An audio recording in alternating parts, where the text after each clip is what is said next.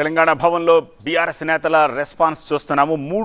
మూడున్నర గంటలుగా కేసీఆర్ సిట్ విచారణ కొనసాగుతోంది. కేసీఆర్ను 6 అధికారులు ప్రశ్నిస్తున్నారు.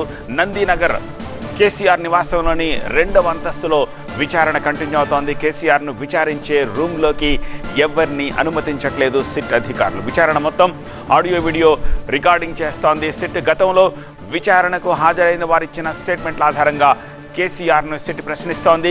నందినగర్లో 4 అంచెల భద్రతను ఏర్పాటు చేశారు అధికారులు. కేసీఆర్ నివాసం చుట్టూ 5 డీసీపీలతోటి బందోబస్తు కొనసాగుతోంది. కేసీఆర్ను విజయ్ కుమార్, వెంకటగిరి, శ్రీధర్, నారాయణ రెడ్డి, కేఎస్ రావు, రవీందర్ రెడ్డి వీళ్ళంతా సిట్ అధికారులు వీళ్ళు ప్రశ్నిస్తున్నారు.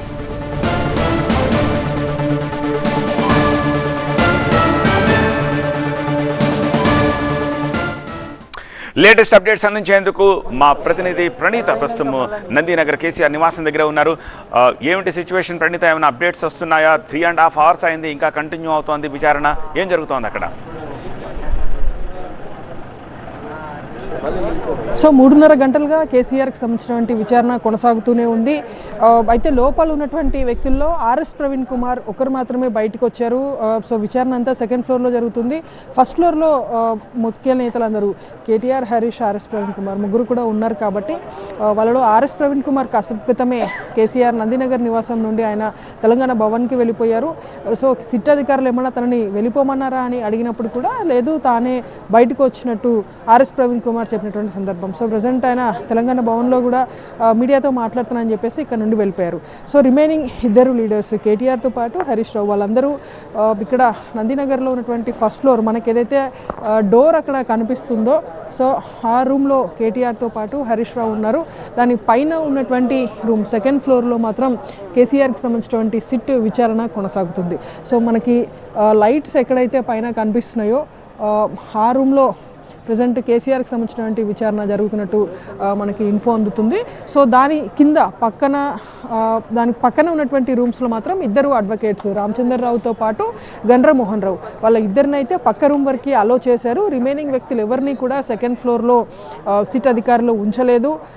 రిమైనింగ్ ఫ్యామిలీ మెంబర్స్ ఎవరైనా ఉండాలనుకుంటే కేవలం 1st floor వరకు మాత్రమే వారిని పరిమితం చేసినటువంటి సందర్భం కూడా చూస్తున్నాము. సో 3.5 గంటలుగా కేసీఆర్ని అయితే సిట్ అధికారులు ప్రశ్నిస్తూనే ఉన్నారు. మొత్తం 6 మెంబర్స్గా ఉన్నటువంటి సిట్ టీం అంతా కూడా ఒకేసారి ఈ క్వశ్చన్స్ అంటే అందరితో కలిపి ప్రశ్నిస్తున్నట్టుగా కూడా తెలుస్తుంది. సో గతంలో అరెస్ట్ అయినటువంటి అక్యూజ్డ్ ఎవరైతే ఉన్నారో వాళ్ళు ఇచ్చినటువంటి స్టేట్మెంట్స్ని బేస్ చేసుకొని కేసీఆర్ నుండి సిట్ అధికారులు ఈ స్టేట్మెంట్ని రికార్డ్ చేస్తున్నారు. సో 160 కింద నోటీసులు ఇచ్చారు కాబట్టి ఇప్పుడు సిఆర్పిసి 164 ప్రకారం ఆ స్టేట్మెంట్ని కేసీఆర్ నుండి సిట్ అధికారులు రికార్డ్ చేస్తున్నారు. సో ఆడియో వీడియో రికార్డింగ్ సమక్షంలో ఈ విచారణ అంతా కూడా జరుగుతుంది. విచారణ కంక్లూడ్ అయిపోయిన తర్వాత కేసీఆర్ ఇచ్చినటువంటి స్టేట్మెంట్ మొత్తాన్ని కూడా ఒక ప్రింట్ తీసి కేసీఆర్కి మళ్ళీ చూపిస్తారు. దాని మీద కేసీఆర్కి సంబంధించిన సిగ్నేచర్ కూడా తీసుకొని అక్నాలెడ్జ్ చేస్తారు. సో మొత్తం ఇంకా కేసీఆర్ విచారణ కంప్లీట్ అయ్యేందుకు మరొక 2 గంటల పాటు సమయం పట్టేటువంటి అవకాశం ఉంది. గతంలో కేటీఆర్తో పాటు హరీష్ రావు, సంతోష్ రావు విచారణ జరిగినటువంటి టైంలో 7 గంటల పాటు కూడా వారి విచారణ జరిగింది. సో ఈరోజు 3 గంటలకి కేసీఆర్కి సంబంధించినటువంటి విచారణ స్టార్ట్ అయింది. కాబట్టి మినిమం 8:30 వరకైనా సరే కేసీఆర్ విచారణ ఉండేటువంటి అవకాశం ఉందంటూ కూడా పోలీసులు చెప్తున్నటువంటి వర్షన్. సత్యం.